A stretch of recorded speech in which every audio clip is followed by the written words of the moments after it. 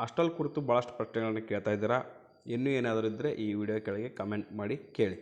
Number 1 ಪ್ರಶ್ನೆ ಏನಪ್ಪ ಅಂದರೆ, ನೋಡಿ ವಿದ್ಯಾರ್ಥಿಗಳೇ, ಹಾಸ್ಟೆಲ್ ಅರ್ಜಿ ಸಲ್ಲಿಸಿದ ನಂತರ ಏನು ಮಾಡಬೇಕು? ನಂಬರ್ 1 ಅದಕ್ಕೆ ಆನ್ಸರ್ ಏನಂದರೆ, ನೀವು ಯಾವುದೇ ಇಲಾಖೆಗೆ ಹಾಸ್ಟೆಲ್ ಅರ್ಜಿ ಸಲ್ಲಿಸಿ. ನೋಡಿ, OBC ವಿದ್ಯಾರ್ಥಿಗಳು ಮೊದಲಿಗೆ ಸ್ಪಷ್ಟವಾಗಿ ತಿಳ್ಕೊಳ್ಳಿ. OBC ಅಥವಾ BCM ಹಾಸ್ಟೆಲ್ ಅಥವಾ BCM ವಿದ್ಯಾರ್ಥಿಗಳಂದರೆ category 1, 2A, 3A, 3B ಈ ವಿದ್ಯಾರ್ಥಿಗಳಿಗೆ ನಾವು OBC ವಿದ್ಯಾರ್ಥಿಗಳು ಅಂತ ಕರಿತೀವಿ.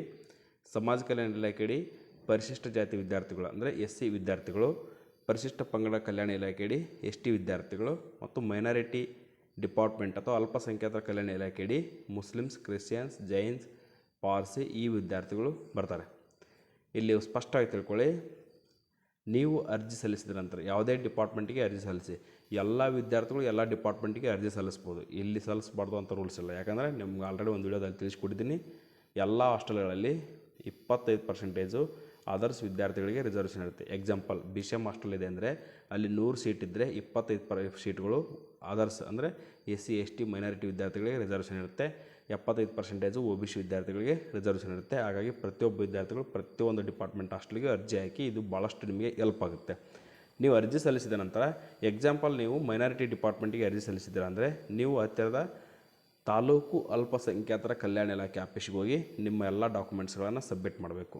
ನೀವು ಟ್ರೈಬಲ್ ವೆಲ್ಫೇರ್ ಡಿಪಾರ್ಟ್ಮೆಂಟ್, ನೋಡಿ, ಟ್ರೈಬಲ್ ವೆಲ್ಫೇರ್ ಡಿಪಾರ್ಟ್ಮೆಂಟ್ ಮತ್ತು ಸಮಾಜ ಕಲ್ಯಾಣ ಇಲಾಖೆ ಎರಡೂ ಒಂದೇ. ಇವು ಎಲ್ಲ ಆಫೀಸ್ ಎರಡೂ ಒಂದೇ ಆಫೀಸ್. ಸಮಾಜ ಕಲ್ಯಾಣ ಆಫೀಸ್ ಮತ್ತು ಪರಿಶಿಷ್ಟ ಪಂಗಡಗಳ ಆಫೀಸ್ ಎರಡೂ ಒಂದೇ ಇರುತ್ತೆ. ನೀವು SC ಸ್ಟೂಡೆಂಟ್ ಇರಲಿ, ST ಸ್ಟೂಡೆಂಟ್ ಇರಲಿ, ಹಾಸ್ಟೆಲ್ ಅರ್ಜಿ ಹಾಕಿದರೆ ಸಮಾಜ ಕಲ್ಯಾಣ ಆಫೀಸ್ಗೆ ಹೋಗಿ ನಿಮ್ಮ ಎಲ್ಲ ಡಾಕ್ಯುಮೆಂಟ್ಸ್ಗಳನ್ನು ಸಬ್ಮಿಟ್ ಮಾಡಿ.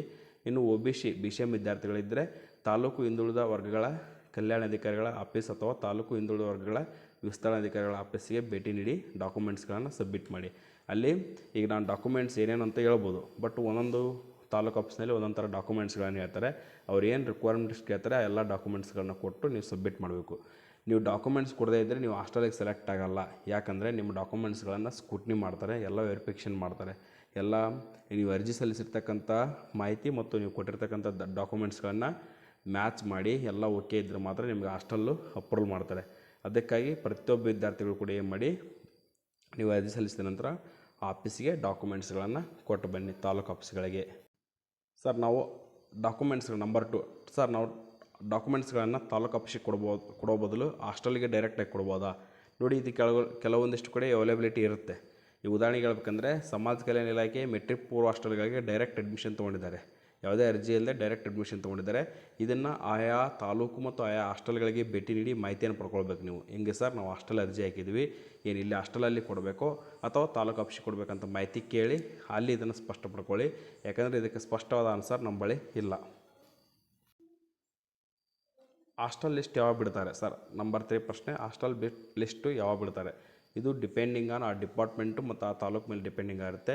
ಅದು ಡೇಟು ವೇರಿಯೇಷನ್ ಆಗ್ತಾ ಇರುತ್ತೆ. ಅದಕ್ಕಾಗಿ ನೀವು ನಿಮ್ಮ ಹತ್ತಿರ ತಾಲೂಕು ಆಫೀಸ್ನಲ್ಲೇ ಮಾಹಿತಿಯನ್ನು ಪಡ್ಕೊಳ್ಬೇಕು ಅಥವಾ ನಿಮ್ಮ ಹಾಸ್ಟೆಲಲ್ಲಿ ವಾರ್ಡನ್ ಅಥವಾ ಸೂಪರ್ಡೆಂಟ್ ಅವರ ಮೂಲಕ ಮಾಹಿತಿಯನ್ನು ಪಡ್ಕೊಳ್ಬೇಕು. ನಂಬರ್ 4, ಡಿಗ್ರಿ ಹಾಸ್ಟೆಲ್ ಅರ್ಜಿ ಪ್ರಾರಂಭವಾಗಿದೆ. ಪ್ರಾರಂಭವಾಗಿದೆ. ಅದು ಕೇವಲ ಪರಿಶಿಷ್ಟ ಜಾತಿ ಇಲಾಖೆ ಅಂದರೆ ಸಮಾಜ ಕಲ್ಯಾಣ ಇಲಾಖೆ, ಅದು ಪರಿಶಿಷ್ಟ ಜಾತಿ ವಿದ್ಯಾರ್ಥಿಗಳಿಗೆ. ಪರಿಶಿಷ್ಟ ಪಂಗಡ ಇಲಾಖೆ ST ವಿದ್ಯಾರ್ಥಿಗಳಿಗೆ. ಈ 2 ಡಿಪಾರ್ಟ್ಮೆಂಟ್ ಮಾತ್ರ ಅಂದರೆ ಸಮಾಜ ಕಲ್ಯಾಣ ಇಲಾಖೆ SC ST ವಿದ್ಯಾರ್ಥಿಗಳಿಗೆ ಮಾತ್ರ ಡಿಗ್ರಿ ಹಾಸ್ಟೆಲ್ ಅರ್ಜಿ ಪ್ರಾರಂಭವಾಗಿದೆ. ಅಲ್ಲಿ ಯಾರು ಬೇಕಾದರೂ ಹಾಕ್ಬೋದು. ಅಂದರೆ OBC ವಿದ್ಯಾರ್ಥಿಗಳಿಗೆ 25% ರಿಸರ್ವೇಷನ್ ಇರುತ್ತೆ, ನೀವು ಹಾಕಿ. ಇನ್ನು BCM ಮತ್ತು ಮೈನಾರಿಟಿ ಡಿಪಾರ್ಟ್ಮೆಂಟ್ದು ಇನ್ನೂ ಡಿಗ್ರಿ ಹಾಸ್ಟೆಲ್ ಅರ್ಜಿ ಪ್ರಾರಂಭವಾಗಿಲ್ಲ. ಇನ್ನು PUC ಮತ್ತು PUC ಈಕ್ವಲ್ ಕೋರ್ಸ್ಗಳದ್ದು ಅಪ್ಡೇಟ್ ಪ್ರೋಗ್ರೆಸ್ನಲ್ಲಿದೆ. ಅದು ಮುಗಿದ ನಂತರ ಡಿಗ್ರಿ ಆಗಸ್ಟ್ ಫಸ್ಟ್ ವೀಕ್ನಲ್ಲಿ ಪ್ರಾರಂಭವಾದಾಗ ನಾನು ಅಪ್ಡೇಟ್ ಮಾಡಿಕೊಡ್ತೀನಿ. ನೋಡಿ, ಒಬ್ಬ ವಿದ್ಯಾರ್ಥಿ ಏನು ಮಾಡಿದ್ದಾರೆ ಅಂದರೆ ಹಾಸ್ಟೆಲ್ ಅರ್ಜಿ ಹಾಕಿದ್ದಾರೆ. ಅರ್ಜಿ ಹಾಕ್ಬೇಕಾದ್ರೆ ಅವ್ರು ಏನು ಮಾಡಿಬಿಟ್ಟಿದ್ದಾರೆ, ಪಾಸ್ವರ್ಡು ಮರ್ತಿದ್ದೀವಿ ಸರ್, ಏನು ಮಾಡ್ಬೇಕಂತ ಕೇಳಿದ್ರಿ. ಪಾಸ್ವರ್ಡ್ ಮಾಡ್ತಾರೆ ನೀವು.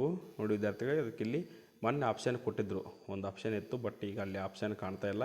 ಅದಕ್ಕಾಗಿ ನೀವು ನಿಮ್ಮ ಹತ್ತಿರದ ತಾಲೂಕು ಸಮಾಜ ಕಲ್ಯಾಣ ಆಫೀಸ್ಗೆ ಭೇಟಿ ಕೊಟ್ಟು, ಸರ್ ನಮಗೆ ಈ ಥರ ಪ್ರಾಬ್ಲಮ್ ಆಗಿದೆ ಅಂದರೆ ನಿಮಗೆ ಹೊಸ ಪಾಸ್ವರ್ಡನ್ನು ಅಪ್ಡೇಟ್ ಮಾಡಿಕೊಡ್ತಾರೆ. ನೋಡಿ ವಿದ್ಯಾರ್ಥಿಗಳೇ, ಇನ್ನೊಮ್ಮೆ ಕ್ಲಿಯರಾಗಿ ತಿಳಿಸ್ಕೊಡ್ತೀನಿ. ನೀವು ಪರಿಶಿಷ್ಟ ಜಾತಿ ವಿದ್ಯಾರ್ಥಿಗಳಾಗಿದ್ದರೆ ಈ ಒಂದು SWD ಅಫಿಷಿಯಲ್ ವೆಬ್ಸೈಟ್ ಅಂದರೆ ಸೋಷಿಯಲ್ ವೆಲ್ಫೇರ್ ಡಿಪಾರ್ಟ್ಮೆಂಟ್ ಅಫಿಷಿಯಲ್ ವೆಬ್ಸೈಟಿಗೆ ಬಂದು ಇಲ್ಲಿ ವಿದ್ಯಾರ್ಥಿಗಳ ಪ್ರವೇಶ ಅಂತ ಇರುತ್ತೆ. ಇಲ್ಲಿ ಕ್ಲಿಕ್ ಮಾಡಿ ಪರಿಶಿಷ್ಟ ಜಾತಿ ವಿದ್ಯಾರ್ಥಿಗಳು ಹಾಸ್ಟೆಲ್ಗೆ ಅರ್ಜಿಯನ್ನು ಸಲ್ಲಿಸಬೇಕು. ಅಥವಾ ನೀವು ನಿಮ್ಮ ತಾಲೂಕು ಆಫೀಸಿಗೆ ಹೋಗಿ ಡೈರೆಕ್ಟಾಗಿ ಒಂದು ಅಪ್ಲಿಕೇಶನ್ ಫಾರ್ಮ್ ಕೊಡ್ತಾರೆ, ಅಲ್ಲಿ ಕೂಡ ಅರ್ಜಿಯನ್ನು ಸಲ್ಲಿಸ್ಬೋದು. 2 ರೀತಿ ಅವಕಾಶ ಇದೆ, ಆಫ್ಲೈನ್ ಇದೆ, ಆನ್ಲೈನ್ ಇದೆ. ಇದು ಪರಿಶಿಷ್ಟ ಜಾತಿ ವಿದ್ಯಾರ್ಥಿಗಳಿಗೆ. ಆದರೆ ಪರಿಶಿಷ್ಟ ಜಾತಿ ಹಾಸ್ಟೆಲಿಗೆ OBC ವಿದ್ಯಾರ್ಥಿಗಳು ಅರ್ಜಿ ಸಲ್ಲಿಸಬೇಕಾದ್ರೆ ಆಫ್ಲೈನ್ ಫಾರ್ಮ್ ಎಕ್ಸ್ಪೆಕ್ಟೇಷನ್ ಮಾಡಲ್ಲ. ನೀವು ಕೇವಲ ಆನ್ಲೈನ್ ಮೂಲಕನೇ ಅರ್ಜಿಯನ್ನು ಸಲ್ಲಿಸಬೇಕು. ಅರ್ಜಿ ಸಲ್ಲಿಸ್ಬೋದು ಇಲ್ಲಿ. ನೆಕ್ಸ್ಟು ಇನ್ನೇನಾದರೂ ನೀವು ST ವಿದ್ಯಾರ್ಥಿಗಳಾಗಿದ್ದರೆ ಅಂದರೆ ಪರಿಶಿಷ್ಟ ಪಂಗಡದ ವಿದ್ಯಾರ್ಥಿಗಳಾಗಿದ್ದರೆ ಇದೇ ಒಂದು ಆಫೀಸಲ್ಲಿ SSP ಅಂತ ಡೈರೆಕ್ಟಾಗಿ ಹೊಡೆದ್ರೆ ಸಾಕು, ಈ ಒಂದು ಅಫಿಷಿಯಲ್ ಪೇಜ್ ಓಪನ್ ಆಗುತ್ತೆ. ಇಲ್ಲಿ ಬಂದು ನೀವು ಪೋಸ್ಟ್ ಮೆಟ್ರಿಕ್ ಹಾಸ್ಟೆಲ್ಗೆ ಅರ್ಜಿಯನ್ನು ಸಲ್ಲಿಸ್ಬೋದು. ಇಲ್ಲಿ OBC ವಿದ್ಯಾರ್ಥಿಗಳು ಮತ್ತು ಮೈನಾರಿಟಿ ವಿದ್ಯಾರ್ಥಿಗಳು ಕೂಡ ಅರ್ಜಿಯನ್ನು ಸಲ್ಲಿಸ್ಬೋದು. ST ಮತ್ತು SC ಎರಡೂ ಕೂಡ ಪೋಸ್ಟ್ ಮೆಟ್ರಿಕ್ ಹಾಸ್ಟೆಲ್ ಅರ್ಜಿ ಡಿಗ್ರಿ ಎಲ್ಲ ಕೋರ್ಸ್ದು ಪ್ರಾರಂಭವಾಗಿದೆ. ಇನ್ನು ಮೈನಾರಿಟಿ ವಿದ್ಯಾರ್ಥಿಗಳು ಕೂಡ ಇದೇ ಒಂದು ಅಫಿಷಿಯಲ್ ವೆಬ್ಸೈಟ್ನಲ್ಲಿ ಅರ್ಜಿಯನ್ನು ಸಲ್ಲಿಸ್ಬೋದು. ಈಗ ಮೈನಾರಿಟಿ ಡಿಪಾರ್ಟ್ಮೆಂಟ್ ಆಯಿತು, ST ಡಿಪಾರ್ಟ್ಮೆಂಟ್ ಆಯಿತು, SC ಡಿಪಾರ್ಟ್ಮೆಂಟ್ ಅಂದರೆ ಸೋಷಿಯಲ್ ವೆಲ್ಫೇರ್ ಡಿಪಾರ್ಟ್ಮೆಂಟ್ ಮತ್ತು ಟ್ರೈಬಲ್ ವೆಲ್ಫೇರ್ ಡಿಪಾರ್ಟ್ಮೆಂಟ್ ಆಯಿತು. ಇನ್ನು OBC ಡಿಪಾರ್ಟ್ಮೆಂಟ್ದು ನೋಡಿ ವಿದ್ಯಾರ್ಥಿಗಳೇ, ಅದು ಬರಬೇಕಾದ್ರೆ ನೀವು ಇದೇ ರೀತಿ ಎಕ್ಸಾಕ್ಟಾಗಿ ಟೈಪ್ ಮಾಡಬೇಕು. ಇಲ್ಲಿದೆ ಅಲ್ಲ, ಹಿಂಗೆ ಹೊಡೆದ್ರೆ ಮಾತ್ರ ನಿಮ್ಮದು BCWD ಓಪನ್ ಆಗುತ್ತೆ. ಇದ್ರ ಮೇಲೆ ಕ್ಲಿಕ್ ಮಾಡಿದಾಗ BCWD ಓಪನ್ ಆಗುತ್ತೆ. ಇಲ್ಲಿ ಡಿಗ್ರಿ ಬಿಟ್ಟಾಗ ಅಪ್ಡೇಟ್ ಕೊಡ್ತಾರೆ, ಅದನ್ನ ನಿಮಗೆ ತಿಳಿಸ್ಕೊಡ್ತೀನಿ. ಇನ್ನೂ ಏನಾದರೂ ಡೌಟ್ಸ್ ಇದ್ದರೆ ಕಮೆಂಟ್ಸ್ ಮಾಡಿ ತಿಳಿಸ್ಕೊಡ್ತೀನಿ ಅಂತ ಹೇಳ್ತಾ thank you for watching this video.